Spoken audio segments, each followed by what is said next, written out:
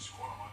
Så nu seriøst, tror jeg virkelig, at efter den her parceremoni, så havde jeg fuldstændig, har jeg jo ikke en skid. Du stod ikke en skid på mig. Sheila. Nej, jeg gider ikke. Ja, jeg stoler på dig.